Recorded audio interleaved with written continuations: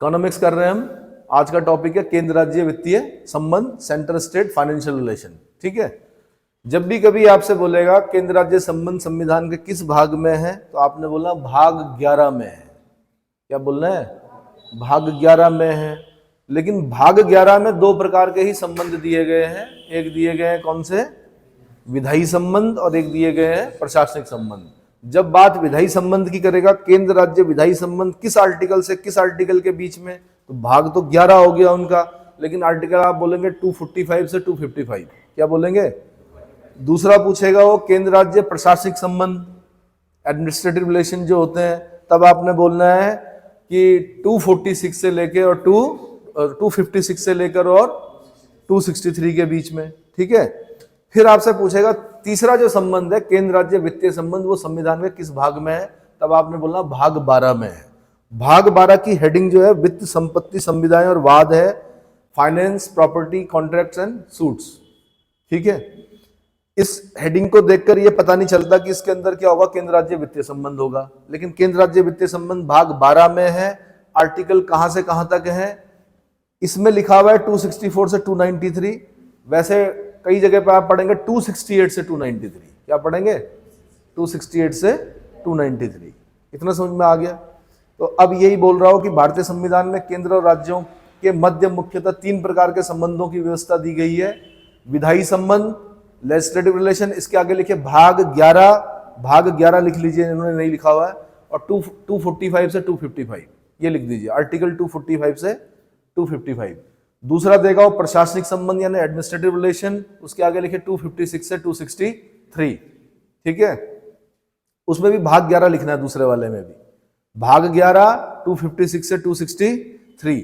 तीसरा देगा वित्तीय संबंध यानी फाइनेंशियल रिलेशन, इसमें लिखना है आपने, देखो अब इसने तो ऐसा लिखा हुआ 264 से 293, तो कहीं पर लिख दीजिए 268 से 293। 64 से 93 भी लिखिए, लेकिन जो सही मायने में शुरू होता है वो कहां से होता है? 268 से 293 के बीच में होता है। ठीक है, भारतीय संविधान के अनुच्छेद 264 से 293 में केंद्र और राज्य सरकारों के वित्तीय संबंधों की स्पष्ट व्याख्या की गई है। आगे, वे कर जिनका अंतरराज्यीय आधार है केंद्र सरकार द्वारा लगाए जाते हैं। जो सबसे महत्वपूर्ण टैक्स होते हैं, क्या होते हैं? जिनका एक देश के अंदर जरूरी होते हैं, जैसे जीएसटी हो गया, जैसे बड़े बड़े जो टैक्स रहे हैं, मतलब सेल्स टैक्स हो गया, इनकम टैक्स हो गया, है ना, ये अंतरराज्यीय आधार जिनका होता है वो केंद्र सरकार द्वारा लगाए जाते हैं। जबकि स्थानीय आधार वाले, स्थानीय समझते हैं, स्टेट के हिसाब से जो स्टेट के लिए जो लगा सकता है वो, जबकि स्थानीय आधार वाले कर राज्य सरकारों द्वारा लगाए जाते हैं। इतना समझ में आ गया? अब यहां से भी क्वेश्चन बनता है कि अवशिष्ट अधिकार केंद्र सरकार को प्राप्त है। किसको? केंद्र सरकार को प्राप्त है। लेकिन आप अमेरिका में जाएंगे तो रेजिडुअल पावर्स जो हैं वो राज्यों के पास है। किसके पास है? राज्यों के पास है, स्टेट के पास। लेकिन हमारे देश में जो अवशिष्ट अधिकार हैं वो किसके पास है? केंद्र सरकार के पास है। ये लाइन कहां पर लिखी हुई है? ये वाली लाइन कहां पर लिखी हुई कि अवशिष्ट अधिकार केंद्र सरकार के पास है? अपना बेयर एक्ट उठाइए, बेयर एक्ट में जाइए, 7वीं अनुसूची में जाइए, 7th शेड्यूल, पीछे पलटो। जब हम 7वीं अनुसूची पढ़ते हैं कॉन्स्टिट्यूशन की, उसमें 3 लिस्ट मिलती है हमें। कितनी? 3 लिस्ट मिलती है। यूनियन लिस्ट मिलती है, स्टेट लिस्ट मिलती है, कॉन्करेंट लिस्ट मिलती है। यूनियन लिस्ट में पहले कभी 97 सब्जेक्ट हुआ करते थे, स्टेट लिस्ट में पहले 66 सब्जेक्ट हुआ करते थे, और जो कॉन्करेंट लिस्ट थी उसमें 47 सब्जेक्ट हुआ करते थे। अब ये सब्जेक्ट इधर से उधर हो सकते हैं, संसद करती है इधर से, मतलब कम और ज्यादा हो सकते हैं। पर मैं बोल रहा हूं कि जो 97 प्रविष्टियां थी, प्रविष्टि बोलते हैं नंबर को, 1 2 3 4, प्रविष्टि संख्या 1, प्रविष्टि संख्या 2, प्रविष्टि संख्या 3, तो 97 प्रविष्टियां थी। किसमें? यूनियन लिस्ट में, यानी संघ सूची में। यूनियन लिस्ट को क्या बोलते हैं? संघ सूची। स्टेट लिस्ट को क्या बोलते हैं? राज्य सूची। और कॉन्करेंट लिस्ट को क्या बोलते हैं? समवर्ती सूची। तो अब जब वो लिस्ट देख रहे हैं आप, 97 नंबर देख रहे हैं आप, तो उसके लास्ट में जाइए, कहीं पर लिखा होगा अवशिष्ट अधिकार केंद्र में निहित होंगे। देखो,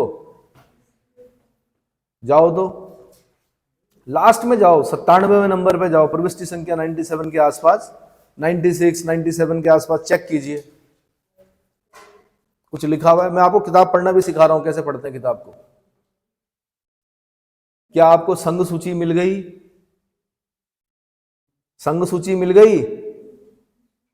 अरे भाई संघ सूची मिल गई, हाँ ना तो बोलो। संघ सूची मिल गई, 97 सब्जेक्ट मिल गए। 97 लास्ट में जाइए, कहीं पर लिखा होगा कि जो भी अवशिष्ट अधिकार होंगे वो केंद्र में निहित होंगे।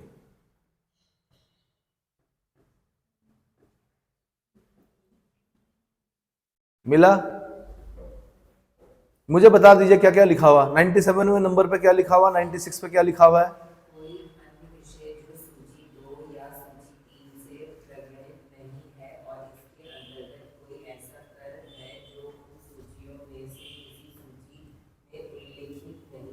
हाँ तो ऐसे ही लिखा जाता है। मुझे किताब देंगे आप, मैं बताता हूं। बे रख दीजिए, 97वां नंबर निकाल के देना मेरे को, 97वां नंबर यूनियन लिस्ट का। देखो यूनियन लिस्ट में लिखा हुआ कोई अन्य विषय जो सूची 2 और सूची 3 में प्रगणित नहीं है और इसके अंतर्गत कोई ऐसा कर है जो उन सूचियों में किसी सूची में उल्लिखित नहीं है ना।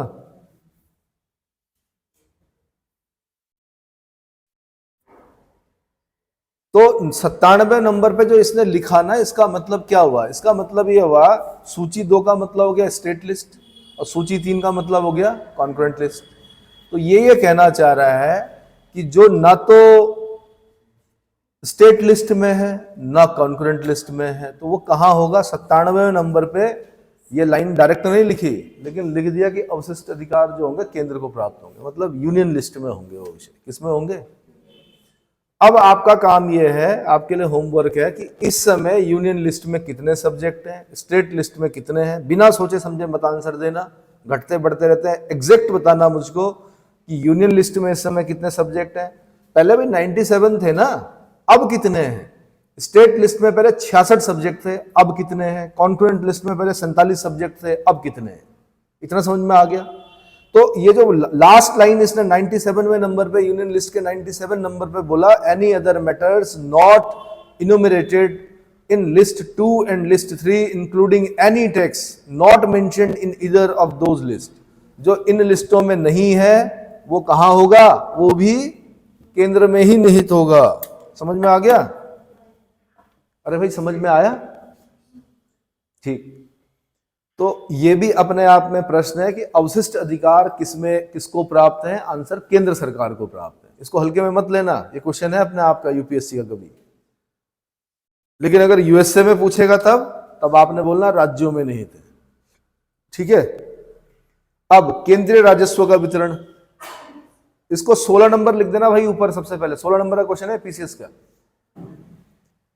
केंद्रीय राजस्व का वितरण, संविधान की 7वीं अनुसूची में केंद्र एवं राज्यों के बीच वित्तीय स्रोतों का विभाजन किया गया है। 7वीं अनुसूची है ना, 7 शेड्यूल। अनुसूची मतलब स्केड्यूल भी बोलते हैं, शेड्यूल भी बोलते हैं, स्केड्यूल होता है वैसे सही प्रोनाउंसिएशन जो है। 7 शेड्यूल जो है कि प्रथम लिस्ट में उन करों का वर्णन है जो पूर्णतः केंद्र द्वारा लगाए जाते हैं, जो पूर्णतः केंद्र द्वारा लगाए जाते हैं। इन्हें संघीय कर यानी यूनियन टैक्स कहा जाता है। फिर यहां से क्वेश्चन पूछेगा यूनियन टैक्स के बारे में कहां है? आंसर 7वीं अनुसूची यानी 7 शेड्यूल की पहली लिस्ट, यूनियन लिस्ट में जो टैक्स लगाए गए हैं वो क्या कहलाते हैं? यूनियन टैक्स कहलाते हैं। दूसरी लिस्ट में उन करों का वर्णन है जो पूर्णतः राज्यों के अधिकार में आते हैं। इन्हें राज्य के कर कहते हैं। इन्हें क्या बोलते हैं? स्टेट टैक्स बोलते हैं। क्या बोलते हैं? स्टेट टैक्स कहते हैं। राज्यों के राजस्व में योगदान हेतु राज्यों को ऐच्छिक वित्तीय सहायता भी केंद्र हस्तांतरित करता है। जो स्टेट हैं उनके रेवेन्यू में योगदान देता है कौन? सेंटर। राज्यों के राजस्व में योगदान हेतु राज्यों को ऐच्छिक वित्तीय सहायता, ऐच्छिक मतलब इच्छा, क्या इच्छा, इसलिए तो बोलते हैं गुडविल बना के रखो। केंद्र में भी वही सरकार है, राज्य में भी वही सरकार है, अपने आप ही अच्छी गुडविल हो जाती है। अब केंद्र में कुछ और सरकार है, किसी दूसरी पार्टी की है, राज्य में किसी दूसरी पार्टी की, जा रहे हम मांग रहे, दे ही नहीं रहे, इसीलिए बोला जाता है कि सेंटर में जो गवर्नमेंट है वही गवर्नमेंट कहां पर होनी चाहिए, स्टेट में भी होनी चाहिए। उससे क्या होता है, उससे जो इच्छा होती है ना, ये थोड़ा सही हो जाती है केंद्र की देने की। ऐच्छिक वित्तीय सहायता भी केंद्र हस्तांतरित करता है, ट्रांसफर करता है। क्या करता है? ट्रांसफर करता है। उपयुक्त दो सूचियों के अतिरिक्त संविधान में एक तीसरी समवर्ती सूची भी है, जिसको कॉन्करेंट लिस्ट बोलते हैं। क्या बोलते हैं? कॉन्करेंट लिस्ट, जिसमें वर्तमान में 52 विषय सम्मिलित है। भाई कभी 47 थे ना, मैं यही पूछना चाह रहा था कि इस समय यूनियन लिस्ट में कितने हैं, इस समय स्टेट लिस्ट में कितने हैं, बताइए। यूनियन लिस्ट में 100 हैं, स्टेट लिस्ट में कभी 66 थे, अब 61 हैं, और कॉन्करेंट लिस्ट में कभी 47 थे, इस समय कितने हैं? 52 है। ये भी याद करना है। क्या करना है? इनमें से एक सिंगल क्वेश्चन बनेगा आपका। और ये मत सोचना कि खाली यूपीएससी और लोक सेवा आयोग ही बनाता है, ग्रुप सी वाले भी पूछने लग गए। यूके ट्रिपल एससी तो और है, वो ढूंढ ढूंढ के निकाल रहा है कि क्या नहीं आता होगा बच्चों को। हाँ ठीक है। और क्यों कर रहा है ऐसा यूके ट्रिपल एससी? क्योंकि भैया सारा काम ग्रुप सी वालों ने ही करना है। फाइल वर्क जो भी है, फाइलों के बोझ के नीचे अगर कोई वर्ग दबता है तो वो ग्रुप सी होता है। कौन होता है? Group C. वो जिस दिन ज्वाइन करता है तब से लेकर और जिस दिन वो रिटायर होता है तब तक किसके नीचे दबा होता हो? फाइलों के नीचे ही दबा होता है। समझ में आया? और उसे उस हिसाब से, उसके काम के हिसाब से उतना सम्मान भी नहीं देता है समाज। बोलता है ग्रुप सी वर्ग का है। नाम से ही लग रहा ना, मतलब जैसे नहीं बोलते हैं फर्स्ट डिवीजन है, सेकंड डिवीजन है, थर्ड डिवीजन है, मतलब वो तय कर लिया समाज ने कि थर्ड डिवीजन है, जबकि सबसे ज्यादा काम किस पर है? ग्रुप सी पर। ठीक है। और सम्मान किसका होता है? First division. तो फर्स्ट डिवीजन लाओ भाई, बहुत टाइम हो गया उत्तराखंड के लोगों को। संघीय कर पहला क्या है? संघीय कर। संविधान की 7वीं अनुसूची, 7वीं मतलब बोलते हैं 7वीं अनुसूची की प्रथम सूची में उल्लिखित मद संख्या का मतलब होता है नंबर। अब जब अब आपने बताया मुझे कि यूनियन लिस्ट में अब कितने हैं? 100 हैं। तो भैया नंबर आज भी 97 ही है लास्ट नंबर। अब 100 कैसे हो गए? दरअसल ए बी करके जोड़ा जाता है। क्या जाता है? आज भी जो मद संख्या लास्ट है वो 97 ही है। अगर आप बेयर एक्ट की इसमें देखेंगे तो यूनियन लिस्ट में जो लास्ट नंबर है वो क्या? 97। लेकिन इसके बीच में क्या कर रखा है? संविधान में संशोधन करना पड़ता है सब्जेक्ट को इधर से उधर करने के लिए। तो उसमें ऐड जब हम करते हैं तो ए जोड़ देते हैं, या और कुछ जोड़ना हो तो बी जोड़ देते हैं। ऐसे करके वो 100 हो गए। लेकिन जो मद संख्या है फिर हम बोलेंगे, मतलब 97 है आखिरी मद संख्या। अब मद संख्या 82 से 92 तक। कहां तक? अब ये जो ए जुड़ा होगा ना, ये बाद में जुड़ा है। 92 ए क्या हुआ है? बाद में जुड़ा है। अब आपका काम है ढूंढना कि ये ए जो जुड़ा है ये क्या है, 92 ए नंबर पर क्या है। अगर आपने ये देख लिया है ना, और ऐसी 92 बी भी है एक। तो समाचार पत्रों से भिन्न माल के क्रय या विक्रय पर उस दशा में कर जिसमें ऐसा क्रय या विक्रय अंतरराज्यीय व्यापार या वाणिज्य के दौरान होता है। टैक्सेस ऑन द सेल्स और purchase of goods other than newspaper where such sale or purchase takes place in the course of interstate trade or commerce। ये बता रहा है वो 92 ए पर, है ना। तो इसको ध्यान देना है आपने। अभी मैं बताऊंगा, जब पॉलिटी पढ़ा रहा हूंगा तो उसमें सारा एक्सप्लेन करूंगा इसको। अभी फिलहाल मैं आपको इतना बता रहा हूं कि कहां से कहां तक संघीय कर कहां से कहां तक है, 82 से 92 ए तक है। इतना समझ में आ गया? ठीक है। इस प्रथम सूची को संघीय सूची यानी यूनियन लिस्ट भी कहा जाता है। क्या कहते हैं? ज्ञातव्य है कि उक्त सूची में वर्णित करों का उल्लेख केंद्र सरकार के प्रत्यक्ष और अप्रत्यक्ष करों में किया जाता है। अभी बजट पढ़ रहे थे, वहां पढ़ा था हमने, डायरेक्ट टैक्स, इनडायरेक्ट टैक्स, प्रत्यक्ष और अप्रत्यक्ष करों में किया जाता है। कौन प्रत्यक्ष होंगे कौन अप्रत्यक्ष होंगे कल के लेक्चर में मैंने बता दिया, आपको लिस्ट भी बता दी पूरी। अब आगे, अब दूसरे तरह के कर जो हो गए राज्य कर। क्या हो गए? राज्य कर। ये कर राज्य सरकारों द्वारा ही आरोपित किए जाते हैं। किसके द्वारा आरोपित किए जाते हैं? राज्य सरकारों द्वारा, और उन्हीं के द्वारा संग्रहित भी किए जाते हैं। मतलब कलेक्शन जो है वो काम भी किसका है? स्टेट का ही है। संविधान की अनुसूची 7 यानी 7 शेड्यूल के द्वितीय सूची यानी स्टेट लिस्ट, पहले क्या थी यूनियन लिस्ट, अब कौन सी आ गई स्टेट लिस्ट की मद संख्या। अब आपने मुझे बताया कि स्टेट लिस्ट में कितने कितने कितने हैं टोटल सब्जेक्ट, 61 हैं। तो मैंने कहा कभी पहले 66 हुआ करते थे, कितने। आज भी स्टेट लिस्ट को अगर आप कॉन्स्टिट्यूशन में देखेंगे तो आखिरी नंबर 66 ही है, लेकिन क्या हो गया कि वहां पे लोप कर दिया गया। लोप मतलब समझते हो, हटा दिया। ऐसा लिखते हैं कि इस संविधान संशोधन से इसको यहां से हटाकर वहां रख दिया गया है। क्या कर दिया गया है, मतलब कुछ ऐसा होता है ना, यहां से हटाकर कॉन्करेंट लिस्ट में शिफ्ट कर दिया, इस तरह से लिखा जाता है, वहां पे ब्लैंक हो जाता है वो। तो आपने बोलना मद संख्या 45 से 63, कहां से कहां तक 45 से 63 में राज्य सरकारों के कर अधिकारों का विवरण किया गया। यानी जो स्टेट टैक्सेस होंगे वो कहां से कहां तक, 45 से लेके 63 तक। अब अगर किसी ने जमाई लीक लेक्चर के दौरान तो फेविक्विक लगाया जाएगा, फिर याद रखना, ध्यान दे लो। 16 नंबर का क्वेश्चन है जनाब। हाँ ठीक है, मैं दूसरे तरह का शिक्षक हूं। सरकार ने भले ही बोल दिया हो कि प्रताड़ित नहीं करना है, प्रताड़ित नहीं करता हूं मैं मुंह से ही ऐसा बोल दूंगा कि फिर दिक्कत हो जाएगी। इसलिए कोई भी सोएगा नहीं इस लेक्चर में, समझ में आया। यदि राज्य चाहे तो उनके द्वारा यह अधिकार केंद्रीय सरकार को हस्तांतरित किया जा सकता है। यदि राज्य चाहे, यहां पे क्या बोल रखा है, राज्य चाहे तो उनके द्वारा यह अधिकार केंद्र सरकार को हस्तांतरित किया जा सकता है, और राज्य ने कर रखा है ऐसा।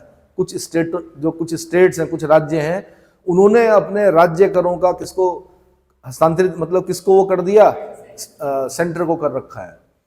ऐसी परिस्थिति में केंद्र द्वारा कर संग्रहित करके उस राज्य सरकार को राजस्व दे दिया जाता है। वो खाली कलेक्शन का काम करता है केंद्र, उसके बाद सारा का सारा उठा के किसको दे देगा, स्टेट को दे देगा। इतना समझ में आ गया।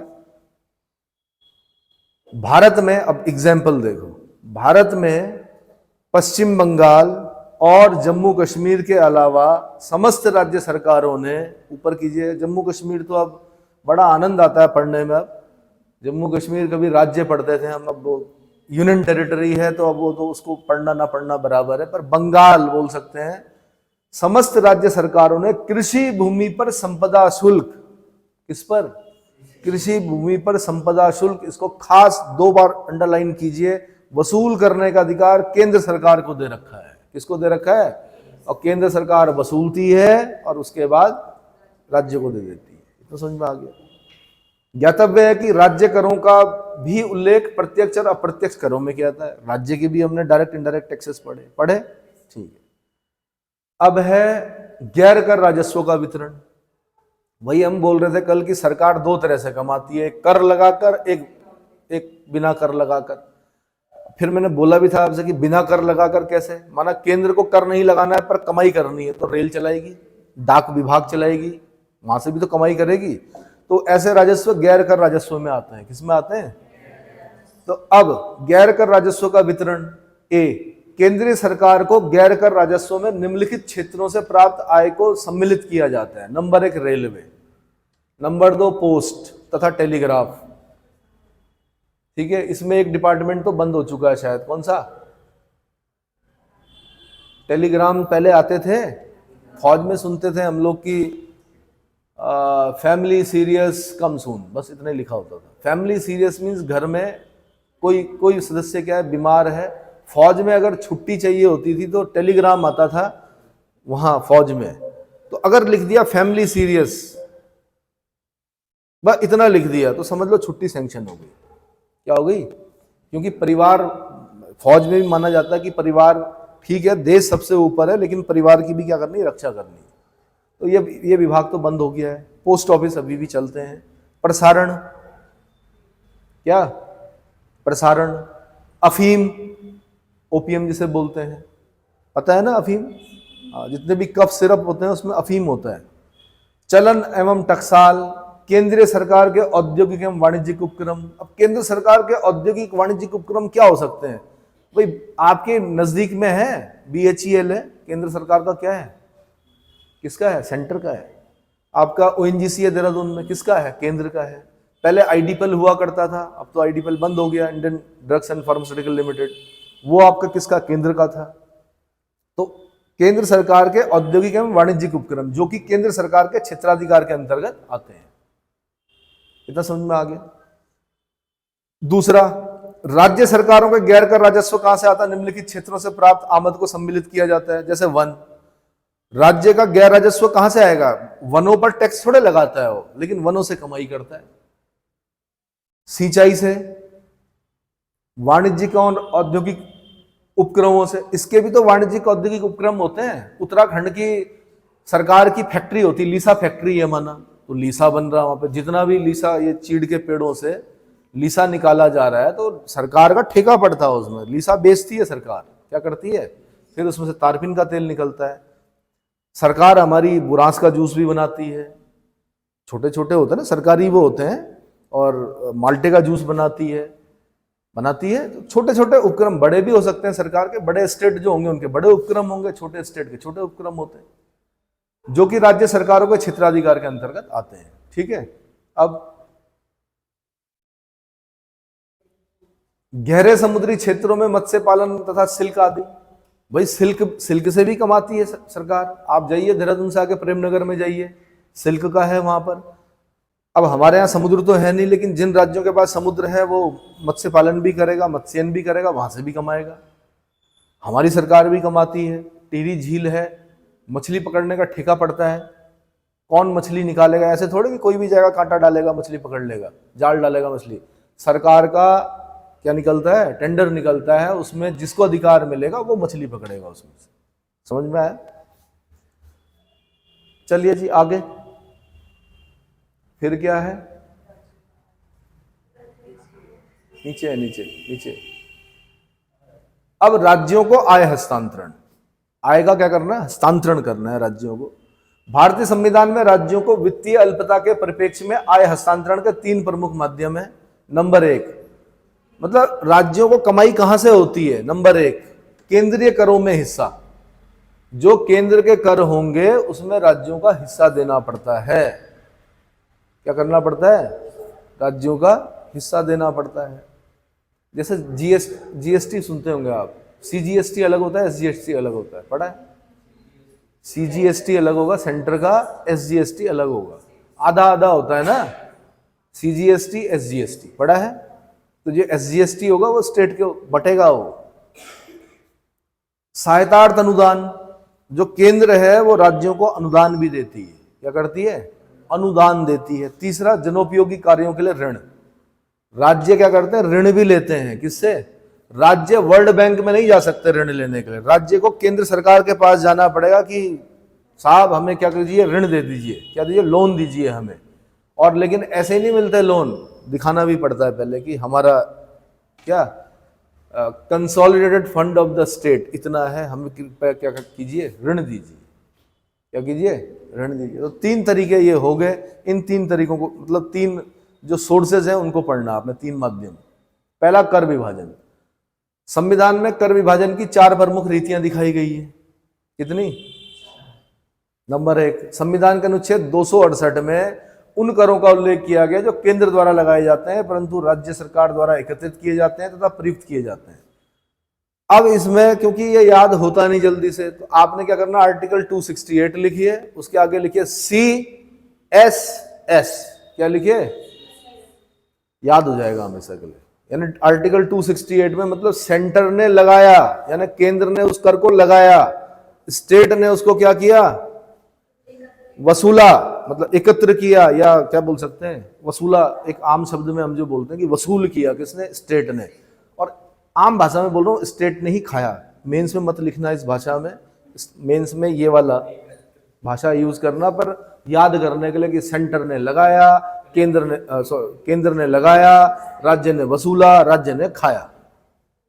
बट याद लिखना कैसे है, केंद्र द्वारा लगाए जाते हैं, राज्य सरकारों द्वारा एकत्र किए जाते हैं तथा राज्य द्वारा ही प्रयुक्त किए जाते हैं। अगर कंफ्यूज नहीं होना है, ये एकत्र तथा प्रयुक्त करके इन्होंने एक जगह पे कंफ्यूज कर दिया। आपने बोलना है केंद्र द्वारा लगाए जाते हैं, राज्य सरकार द्वारा एकत्र किए जाते हैं तथा राज्य सरकार द्वारा ही प्रयुक्त किए जाते हैं। हो गया? एग्जाम्पल देना है, बेस्ट एग्जाम्पल है स्टाम्प शुल्क। बेस्ट एग्जाम्पल क्या है? ये नहीं, कागज जो निकलता है आजकल ना, कभी जाना बोलना 100 रुपए का स्टाम्प दो, समझ में आ गया? हाँ ठीक है, स्टाम्प शुल्क। हाँ उसको नहीं, स्टाम्प उसी को बोलते हैं, कागज को। अरे तेलगी का नाम सुना होगा आपने, तेलगी स्टाम्प घोटाला, बड़े खतरनाक लोग हुए इस देश में। ऐसा हुआ कि मशीनें मेरे ख्याल से कबाड़ में बेची गई, तेलगी ने क्या किया, वो खरीदी और स्टाम्प बनाने शुरू कर दिए। और स्टाम्प की नकल मतलब ऐसा कुछ नहीं था उस जमाने में, एक कागज होता था उसमें नोट सा बना होता था, उसने नकली स्टाम्प बेचे, करोड़ों अरबों रुपए के नकली स्टाम्प बेचे उसने, किसी को पता ही नहीं चला। बाद में जब सरकार, वही जो काउंट्रोलर एंड ऑडिटर जनरल है, वो देखेगा ना यार कितने स्टाम्प वो हुए, कितना काम हुआ, ये तो पैसा तो सरकार के खाते में आया ही नहीं, गया कहाँ पैसा, पता लग तेलगी के जेब में चला गया। तो तेलगी स्टाम्प घोटाला सुना होगा आपने। तो इस देश में ऐसे ऐसे लोग हुए जिन्होंने पैसा कमाने के लिए क्या कर दिया, घोटाले किए। तो तेलगी पे कोई सीरीज बनी है, उसको देख लेना, समझ में आ जाएगा आपके कैसे कैसे लोग हैं। बट इन लोगों का अंत बहुत बुरा होता है, चाहे हर्षद मेहता हो, चाहे तेलगी हो, जितने भी ये, और जो ये भाग रखे हैं हमारे देश का पैसा लेकर, क्या नाम है इनका, विजय माल्या हो, इनका अंत बहुत अच्छा नहीं होगा। और ये हर समय टेंशन में होंगे, हर समय डर में होंगे कि कहीं कब किस समय पता नहीं रॉ ना हमें क्या कर ले, पकड़ ना ले। और हर जगह पे गाली देते हैं हमारे देश के लोग इन्हें। ऐसा नहीं कि ब्रिटेन में हमारे देश के लोग नहीं रहते हैं, जहां से भी विजय माल्या जाता है उसको बोलते हैं तू चोर है। तो रोज मरता है वो आदमी, जो बेईमान होता है वो क्या होता है। इसलिए ईमानदारी से करना भैया काम, क्या करना, ईमानदारी से काम करना जब जॉब लगे तो। संविधान के अनुच्छेद 269 में उन करों का विश्लेषण किया गया है जो केंद्र द्वारा लगाए जाते हैं और एकत्र किए जाते हैं। अब इसमें क्या लिखना आपने, सी, क्या लगाना आपने, 269 लिखना है, उसके आगे लिखना सी। इसका मतलब केंद्र द्वारा, सेंटर द्वारा लगाए गए। एकत्र किसके द्वारा किए गए, केंद्र द्वारा ही किए गए। फिर दोबारा लिखना आपने सी। अब खाया किसने, परंतु जिससे प्राप्त समस्त राजस्व राज्यों को सौंप दिया जाता है, पूरा का पूरा रेवेन्यू जो है वो किसको दे दिया, एस। तो फॉर्मूला क्या बना, CCS, क्या बना, CCS। फिर भाषा बना देना अपनी इस श्रेणी में। अब ये एग्जाम्पल जरूरी है याद करने, क्वेश्चन जो प्री में बनेंगे वो एग्जाम्पल से पूछेगा। क्या क्या कराते हैं, उत्तराधिकार और संपदा शुल्क, उत्तराधिकार और संपदा शुल्क। दूसरा आता है सवारियों पर सीमा कर, सवारियों पर। तीसरा आता है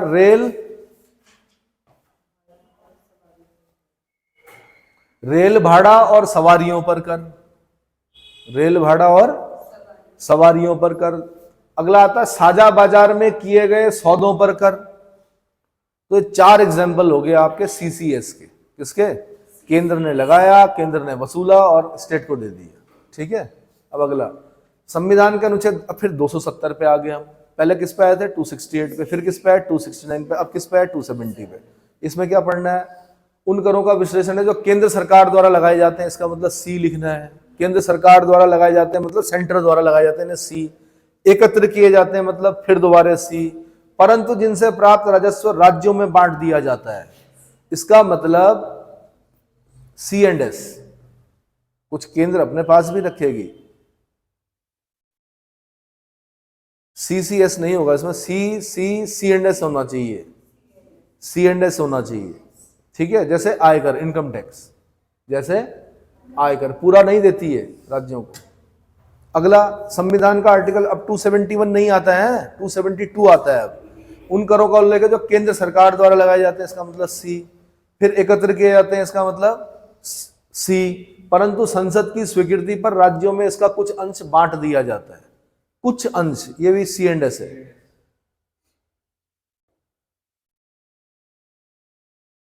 इसका मतलब पहला वाला क्या आया था हमारा, CSS। दूसरा क्या आया था हमारा, CCS। तीसरा क्या आया, CCS होगा मेरे ख्याल से, ये होगा C&S। चौथा वाला होगा C&S।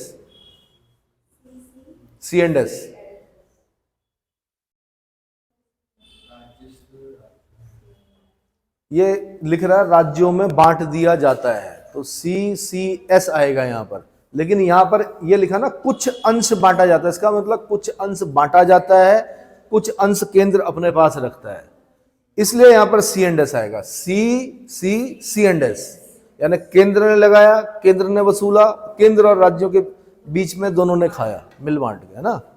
चलो जी आगे बढ़ो। अब कर विभाजन के लिए की गई उपरोक्त व्यवस्था में प्रथम दो स्पष्ट रूप से केंद्र और राज्य सरकारों के मध्य वित्तीय समायोजन की प्रक्रिया पर प्रकाश नहीं डालते। कोई दिक्कत नहीं होती ऊपर के दो वाले पे, क्योंकि सीधे से लिखा हुआ, क्या लिखा हुआ फिर बोलो, सी,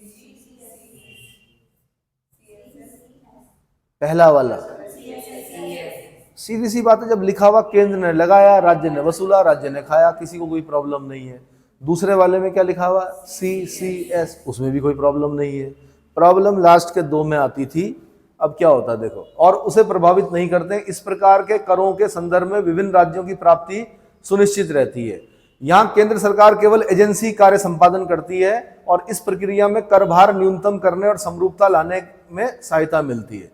वस्तुतः अब यहां से समस्या शुरू होती है। तृतीय और चतुर्थ वर्ग में आने वाले कर स्रोत ही केंद्र और राज्य सरकारों में वित्तीय समायोजन की प्रक्रिया को आधारित रूप से प्रभावित करते हैं। झगड़ा कब होता है, अभी आप दोनों मित्र हो, अभी थोड़े झगड़ा होगा। अभी आप जा रहे होंगे, रास्ते में मिलेगा 500 की गड्डी मिलेगी, एक कितने की, 500 की गड्डी, हो सकता हो 50,000 रुपए हो। अब देखा इन्होंने पहले, उठा आपने लिया, अब होगी लड़ाई। क्या होगी, क्या होगी, लड़ाई। लड़ाई का मुख्य कारण जो होता है वो क्या होता है, अभी तो मित्रता है, अभी तो दांत कटे दोस्त है। फिर पहला बोलेगा मैंने देखा था पहले, मेरा है। आप बोलोगे मैंने उठाया, मेरा है। समझदारी इसमें है कि बांट दो आधा आधा, है ना, 50-50, ठीक है। ये तो छोटी सी राशि हो गई, लेकिन मैंने कहा अगर बड़ी राशि मिल गई तो, और फिर और बड़ी राशि मिल गई और साम्राज्य मिल गया तो तब होते हैं फिर क्या, कत्ल। तब रास्ते से हटाना पड़ता है। बता रहा हूं मैं, लोग वहां पर भूल जाते हैं कि ज्यादा समय का टाइम नहीं है। क्या है, हम लोग कठपुतली हैं, क्या है, कुछ समय होता है बस, कितना खा लोगे। तो वित्तीय समायोजन की प्रक्रिया अगर ठीक है। संविधान के आर्टिकल 270 के अनुसार कृषि को छोड़कर अन्य आयों पर लगाया जाने वाला कर विभिन्न राज्यों में विभक्त किया जाता है। संविधान के आर्टिकल 270 पढ़ा हमने, 270 के अनुसार कृषि को छोड़कर, किसको छोड़कर, कृषि को छोड़कर अन्य आयों पर लगाया जाने वाला कर विभिन्न राज्यों में विभक्त किया जाता है। अब जहां पे ऐसा बोलते ना छोड़कर, तो समझ लो वहां से प्रश्न बनेगा। क्या बनेगा, प्रश्न बनेगा, ठीक। 80वें संविधान संशोधन अधिनियम 80th कॉन्स्टिट्यूशनल अमेंडमेंट एक्ट 2000 से पूर्व आयकर यानी इनकम टैक्स आर्टिकल 270 और केंद्रीय उत्पाद शुल्क आर्टिकल 272 विभाज्य श्रेणी में थे। किसमें थे, विभाज्य श्रेणी में थे। आयकर की हिस्सेदारी अनिवार्य है, जबकि केंद्रीय उत्पाद शुल्क में हिस्सेदारी विवेकाधीन रही है। क्या रही है, केंद्र के विवेक पे निर्भर करता है कि वो केंद्रीय सेंट्रल एक्साइज ड्यूटी में राज्यों को हिस्सा देगा या नहीं देगा, रही है पहले। लेकिन 80वें संविधान संशोधन से विभाज्य करों और विभाजन प्रक्रिया में आधारभूत परिवर्तन हो गया है। इस संशोधन ने सभी केंद्रीय करों को, अब यहां पे फिर ध्यान देना है, सभी केंद्रीय करों को विभाज्य निकाय में ला दिया है। विभाजन करना ही पड़ेगा। किस संविधान संशोधन ने कहा, 80वें संविधान संशोधन ने कहा। किसने कहा, अब अनुच्छेद 268 और 269 के करों और अलग किए हुए उपकरों यानी सेस, अभी पढ़ेंगे हम सेस क्या होता है, और अधिभार अनुच्छेद 271 को छोड़कर सभी केंद्रीय करों को विभाज्य निकाय में ला दिया गया है। उपकर क्या होते हैं थोड़ा सा समझा देता हूं। सेस ऐसा होता है कि जैसे माना हमने शिक्षा सेस लगा दिया, एजुकेशनल सेस लगा दिया 0.5, जैसे एक तो टैक्स लगाया, टैक्स के ऊपर 0.5 और क्या कर दिया हमने, सेस लगा दिया। सुनो भाई, काम आएगा। सेस क्या होता है कि नाम होता है उसका, शिक्षा सेस मतलब एजुकेशनल सेस। माना मैं एक एजुकेशन के लिए बोल रहा हूं, एजुकेशन के फील्ड से हूं, यही बोल सकता हूं। शिक्षा सेस लगा, तो वो 0.5 जो कलेक्शन होगा ना वो शिक्षा पे ही खर्च करना पड़ेगा। किस पे? शिक्षा पे ही खर्च करना पड़ेगा। लेकिन जो अधिभार है, माना मैंने बोला कि भाई वो कोई टैक्स लगा हुआ था, उसमें मैंने 0.5 का क्या कर दिया, 0.5% का क्या लगा दिया, सरचार्ज लगा दिया। अधिभार को क्या बोलते हैं? सरचार्ज। तो ये सरकार की मर्जी पर निर्भर होता है कि वो सरचार्ज कहाँ पे खर्च करे, उसको बाध्यता नहीं होती उसकी कि इसी पर करना है। सरचार्ज का मतलब नहीं होता जैसे थोड़ा सा और खींच लेते हैं 0.5, 50 पैसे और खींच लेते हैं। समझ में आ रहा है? तो ये सेस और सरचार्ज में अंतर मेंस में पूछा जा चुका है। ठीक है, अब आपने बोलना है कि उपकरों और अधिभारों को छोड़कर सभी केंद्रीय करों को विभाज्य निकाय में ला दिया गया है। विभाजन की इस योजना को 10वें वित्त आयोग ने संस्तुत किया, संस्तुति दी, रिकमेंडेशन दी और 11वें वित्त आयोग ने लागू किया। यानी 11वें वित्त आयोग से उस बात को माना जाने लगा है कि अब जितने भी क्या होंगे, सभी केंद्रीय कर क्या होंगे, विभाज्य होंगे। अब ऐसा नहीं होगा कि केंद्र की विवेक पर निर्भर करेगा कि वो सेंट्रल एक्साइज ड्यूटी में राज्यों को हिस्सा देता है या नहीं, देना पड़ेगा, उसको क्या करना पड़ेगा। और ये बात किसने की? 80वें संविधान संशोधन से हुई।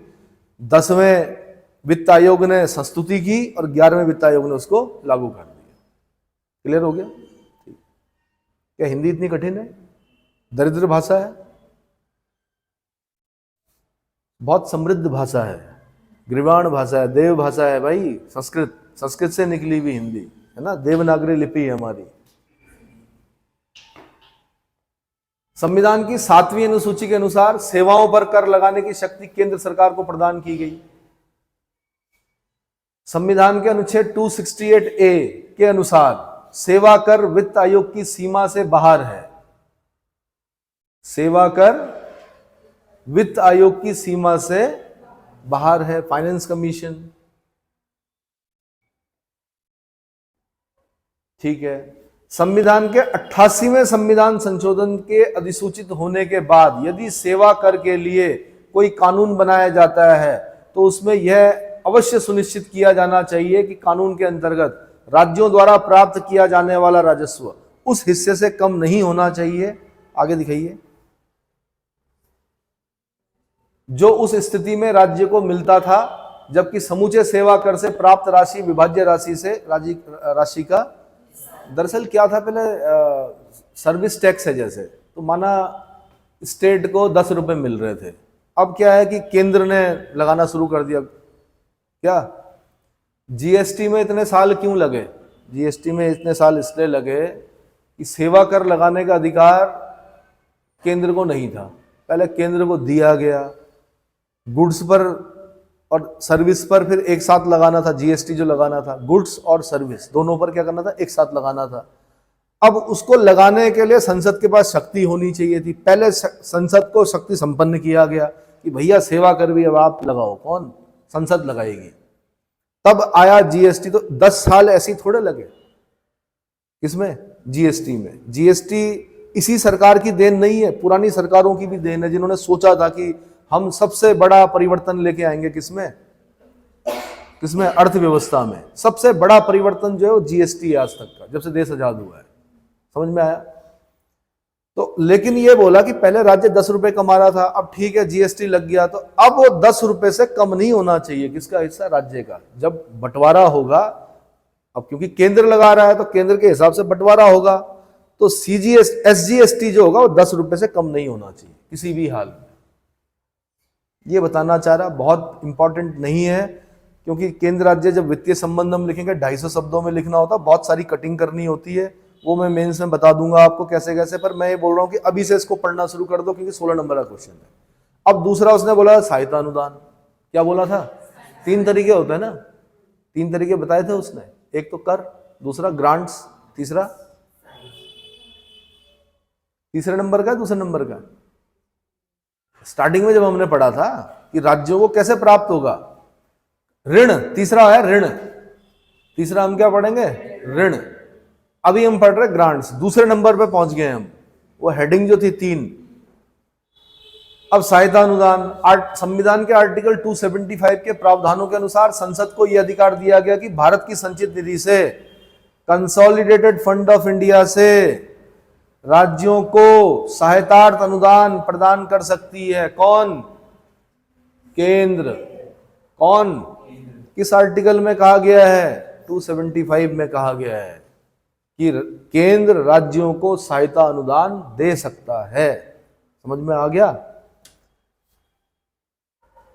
कहां से दे सकता है? भारत की संचित निधि से दे सकता है। भारत की संचित निधि किसको बोलते हैं? कंसोलिडेटेड फंड ऑफ इंडिया को बोलते हैं। कंसोलिडेटेड फंड ऑफ इंडिया का आर्टिकल क्या है? 266 है, कल बताया था। Consolidated fund of India, consolidated fund of states, दोनों का आर्टिकल क्या है? 266। लेकिन ये कहां क्या कहा गया है? 275। सहायता अनुदानों द्वारा विभिन्न राज्यों के बीच विद्यमान संसाधन असमानताओं को घटाया जा सकता है। भाई कोई राज्य बहुत अमीर है, कोई राज्य गरीब है, कोई राज्य विकसित है, कोई राज्य अर्ध विकसित है, कोई राज्य बिल्कुल ही स्थिति क्या है? खराब है। तो सहायता अनुदान भी उसी हिसाब से दिया जाता है। जैसे एक माँ के 4 बच्चे हैं, 3 अच्छे पदों पर हैं, 3 अच्छे, कोई बिजनेसमैन है, कोई अच्छे पद पर है, एक बच्चा जो आखिरी वाला है उसकी देख रेख नहीं हो पाई, उसकी प्रारंभिक शिक्षा दीक्षा घर पर ही हुई, पढ़ने में भी ठीक नहीं था, तो माँ क्या करेगी? या एक बहुत अमीर है, एक थोड़ा कम है, एक उससे कम है, एक बिल्कुल ही क्या है, तो क्या करेगी माँ?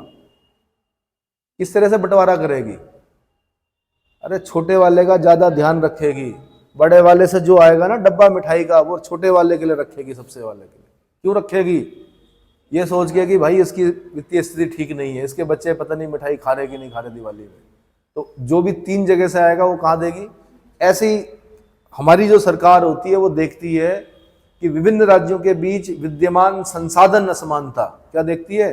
किसके पास संसाधन ज्यादा है, किसके पास कम है, जिसके पास ज्यादा है उसको कम मिलता है, जिसके पास संसाधन नहीं होते, संसाधनहीन होता जो राज्य, उसको ज्यादा मिलता है। समझ में आया? इस तरह समझना आपने।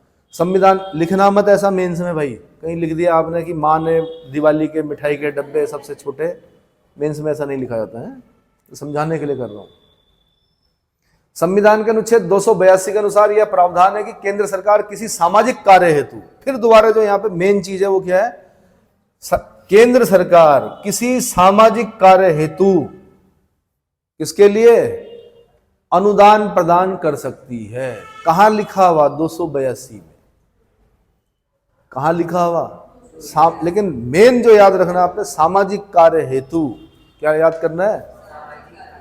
फिर राज्यों की बढ़ती हुई जरूरतों के कारण सहायता अनुदानों का महत्वपूर्ण स्थान हो गया है। ये अनुदान वित्त की कमी, आगे वित्त की कमी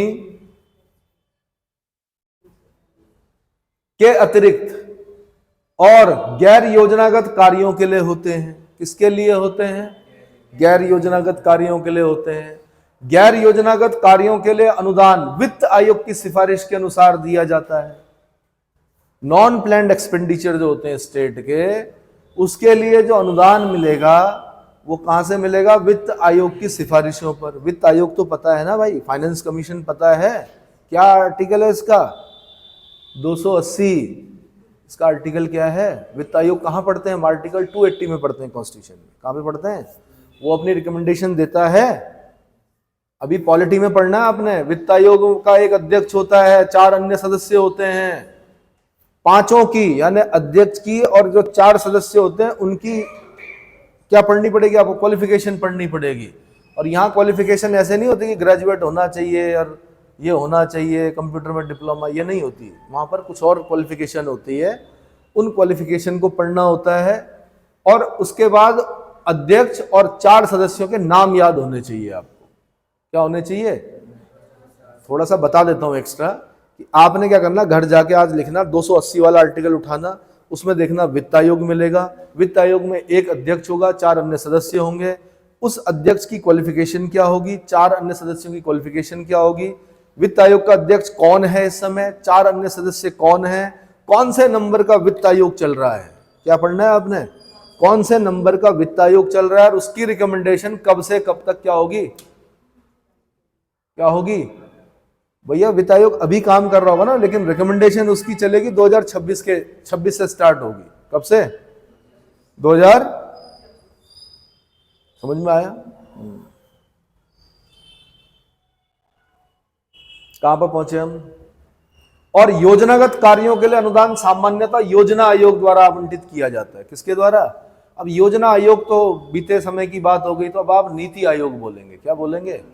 national institution for transforming India. ठीक है, नीति आयोग द्वारा आवंटित किया जाता है। आगे ये समझ में, बड़ी मोटी लाइन है, गहरी, कि गैर नॉन प्लान्ड एक्सपेंडिचर के लिए जो अनुदान मिलता है वो वित्त आयोग की सिफारिश पर मिलेगा, लेकिन जो स्टेट के प्लान्ड एक्सपेंडिचर होंगे वो योजना आयोग या नीति आयोग की द्वारा आवंटित किए जाएंगे। ठीक है, केंद्र सरकार द्वारा राज्यों को दिया जाने वाले अनुदानों के लिए पात्र राज्यों की पहचान के लिए नए सूचकों को निर्धारण के लिए प्रसिद्ध अर्थशास्त्री डॉक्टर रघुराम राजन की अध्यक्षता में 5 सदस्यीय समिति का गठन केंद्र सरकार द्वारा मई 2013 में किया गया।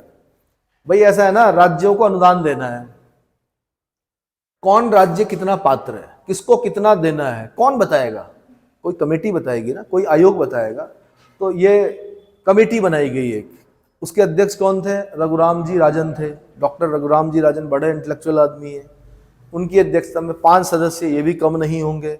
इन सब ने बैठ के पूरा अध्ययन किया, उसके बाद बताया कि भैया, समिति ने रिपोर्ट सरकार को 2013 को सार्वजनिक की। रिपोर्ट में पिछड़े राज्यों को दिया जाने वाला अनुदान पिछड़ेपन के एक नए सूचकांक इंडेक्स ऑफ बैकवर्डनेस के आधार पर उपलब्ध कराने की संस्तुति की।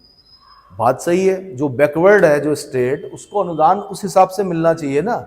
भाई गुजरात है, महाराष्ट्र है, बड़ा रिच स्टेट है ना। अब हमारा स्टेट है तो हमारे स्टेट की स्थिति भी बहुत अच्छी नहीं है। जिस स्टेट में सरकारी कर्मचारियों का वेतन लेट हो जाए, समझ लो वित्तीय स्थिति बहुत अच्छी नहीं है। जिस स्टेट में पेंशन लेट हो जाए तो समझ लो क्या स्थिति अच्छी नहीं है। जिस स्टेट में उत्तराखंड राज्य निर्माण सेनानी, राज्य निर्माण आंदोलनकारियों की पेंशन बहुत कम हो और वो भी टाइम पे ना मिले, 6-6 महीने वेट करना पड़े, तो समझ लो राज्य के पास वित्त नहीं है। भाई क्या नहीं है? मतलब इसका मतलब जुटा रहा है, वो जुटाएगा तब जाके क्या करेगा। जिन्होंने राज्य बनाया उन्हीं का अगर पेंशन क्या हो रहा है, लेट हो रहा है, तो इसका मतलब दिक्कत है ना।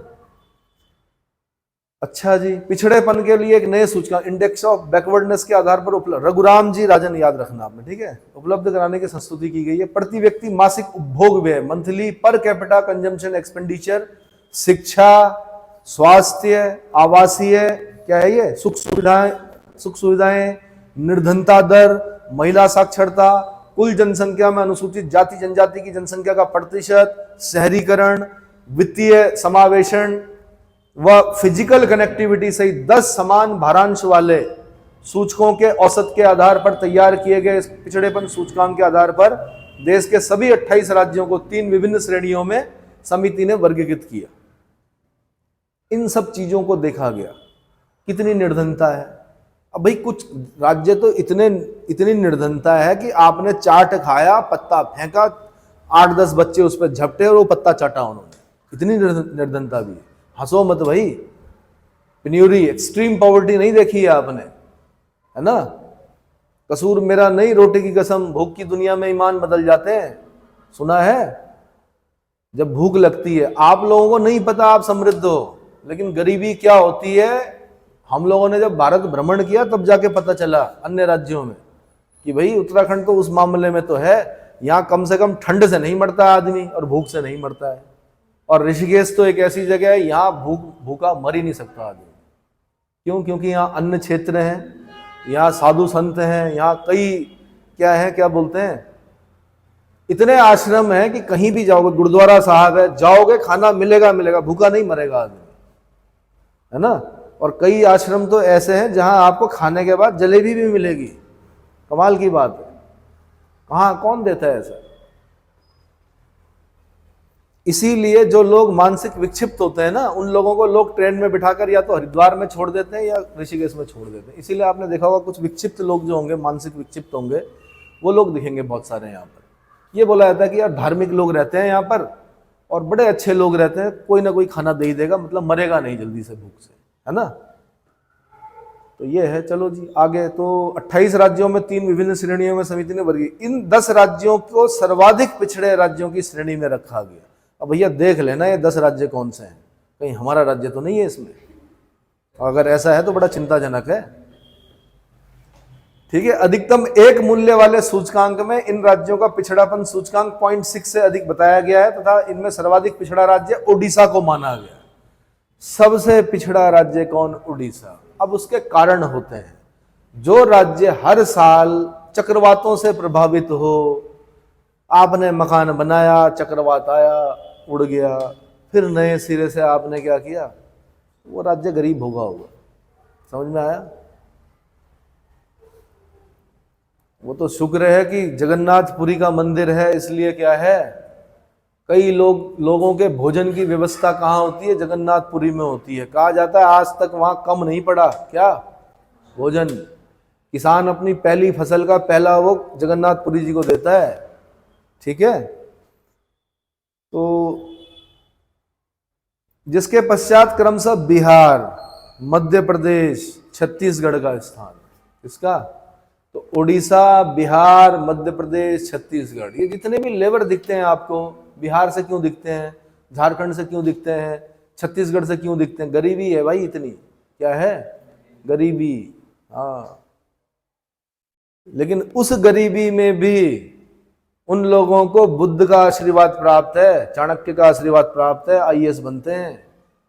क्या करते हैं? शिक्षा का स्तर 0 है, लेकिन उसके बाद भी आईएएस की तैयारी करते हैं और आईएएस निकालते हैं वो लोग।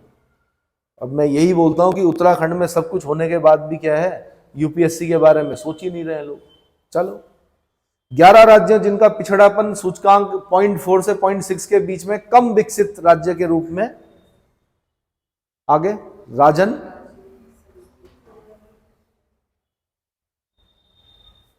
समिति ने वर्गीकृत किया है, रघुराम जी राजन समिति ने वर्गीकृत किया है 0.4 से कम सूचकांक वाले 7 राज्यों में अपेक्षाकृत विकसित रिलेटिवली डेवलप्ड राज्यों के रूप में समिति ने वर्गीकृत किया है। इसमें गोवा को सर्वाधिक विकसित राज्य माना गया। हो गई भाई, सारे लोग कहाँ जा रहे हैं? गोवा। कहाँ चल रहा है घूमने? गोवा।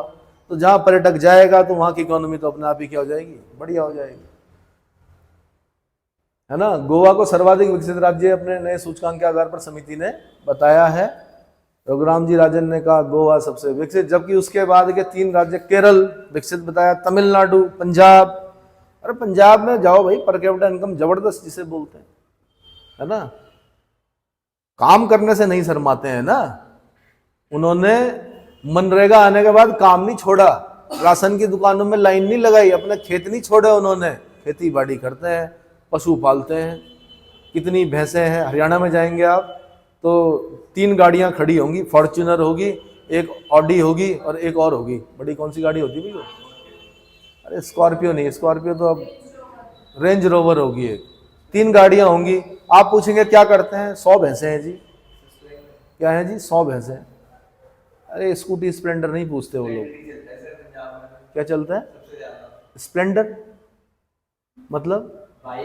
अच्छा बाइक। मैं कार की बात कर रहा है यार, तुम बाइक की बात। मैं हरियाणा की बात कर रहा हूँ। कितनी भैंसें हैं जी? 100 भैंसें। और भैंस पाल रखी हैं, लोग रखे हुए हैं। दूध लेने वाले जो मदर डेयरी वाले हैं वो घर पे आ रहे, भाई साहब हमें दे दो। क्या कर रहे हैं? वो जमाना गया कि जब दूध वाले को जगह जगह घर घर जाना पड़ता था देने के लिए। अब बड़ी बड़ी जो वो है, जैसे गुजरात में देखेंगे आप आनंद, क्या श्रीखंड, अमूल श्रीखंड, है ना। और दिल्ली में आप देखेंगे मदर डेयरी का बहुत बड़ा क्या है, प्लांट है। तो कहाँ से लेगा वो दूध? हरियाणा से लेगा। चलो जी, राज्यों को ऋण भैया, आगे बढ़ो। अब तीसरे नंबर पे आ गए हम, ऋण। तीसरा जो राज्यों का जो कमाने का वो पैसा जो आता है ऋण से। संविधान के अनुच्छेद 292 के अनुसार संसद द्वारा बनाई गई विधि की सीमा के अंतर्गत भारत की संचित निधि की साख पर देश के भीतर विदेशों से अथवा अंतरराष्ट्रीय मौद्रिक संस्थाओं से केंद्र सरकार को ऋण लेने का सामर्थ्य का प्रावधान है। केंद्र सरकार देश के भीतर से भी ले सकती है ऋण। कहां से? विदेशों से भी ले सकती है, अंतरराष्ट्रीय मौद्रिक संस्थाओं से भी ले सकती है। लेकिन मॉर्गेज के रूप में क्या दिखाएगी? बताएगी भारत की संचित निधि, consolidated fund of India. Consolidated fund of India credit है उसका, क्या है? साख। मेरी साख क्या है? Consolidated fund of India. उस साख को दिखाएगी, मानो वर्ल्ड बैंक को दिखाएगी। किसको? हमें इतना लोन चाहिए, वर्ल्ड बैंक देगा। या IMF हो गया, वर्ल्ड बैंक हो गया, या अन्य जो अंतरराष्ट्रीय मौद्रिक संस्थाएं हो गई, वहां से लेगी, विदेशों से ले सकती है, किसी देश से ले सकती है, जापान से ले सकती है, अमेरिका से ले सकती है, या देश के भीतर से भी ले सकती है। कौन? केंद्र सरकार। लेकिन राज्य सरकार केंद्र सरकार से ही लेगी। अभी आगे लिखेगा वो, राज्य सरकारें केंद्र सरकार से ही ऋण ले सकती हैं, बाहर से नहीं ले सकती। समझ में आया? तो 292 आर्टिकल याद रखना आपने। राज्य सरकारें विदेशों से संचित निधि की साख पर ऋण नहीं ले सकती। राज्यों की भी अपनी संचित निधि होती है, कंसोलिडेटेड फंड ऑफ स्टेट होता है, उसकी साख पर वो केंद्र सरकार से तो ले सकती है, पर अपनी साख दिखाकर वो इनसे नहीं ले सकती, विदेशों से नहीं ले सकती, अंतरराष्ट्रीय मौद्रिक संस्थाओं से नहीं ले सकती। सिर्फ किससे ले सकती है? केंद्र सरकार से ले सकती है। किससे ले सकती है? केंद्र सरकार से। ठीक है। योजना काल में विभिन्न राज्य सरकारों ने अनुच्छेद 293 के अंतर्गत केंद्र सरकार से ऋण लिए हैं। सही बात है। संविधान के अनुच्छेद 293 के अंतर्गत केंद्र सरकार आवश्यकता पड़ने पर राज्य सरकारों को ऋण सुविधा प्रदान कर सकती है। हाल के वर्षों में राज्यों द्वारा केंद्र सरकार से मांगे जाने वाले वार्षिक औसत उधार की राशि सतत बढ़ती जा रही है। भैया हर स्टेट जो है ना कर्जे पे चल रहा है। किस पे चल रहा है? कर्जा है सब पर। इनके अतिरिक्त केंद्र सरकार ने केंद्रीय संबंधों को अधिक प्रभावी बनाने के निमित्त और राज्यों की बढ़ती वित्तीय आवश्यकताओं को पूरा करने के लिए अपने, आगे दिखाइए, अपने विवेकाधिकार से भी वित्तीय हस्तांतरण करना आरंभ किया है। इस प्रकार यह कहा जा सकता है कि केंद्र सरकार से राज्य सरकारों को वित्त आयोग और योजना आयोग की सिफारिशों के अनुसार तथा केंद्र सरकार के स्वयं के विवेकाधिकार से वित्तीय संसाधन हस्तांतरित किए जाते हैं। अब यहां पे फिर क्वेश्चन बनेगा, केंद्र सरकार राज्यों को वित्तीय हस्तांतरण कर सकती है। नंबर 1 वित्त आयोग की सिफारिश पर, नंबर 2 नीति आयोग की सिफारिश पर या योजना आयोग की सिफारिश पर, और नंबर 3 स्वयं के विवेकाधिकार पर। आंसर तीनों सही है। बन गया प्री का क्वेश्चन। क्या बन गया? प्री का क्वेश्चन। ठीक है। तो इति कौटिल्य, कौटिल्य यहीं पर क्या करता है? इति।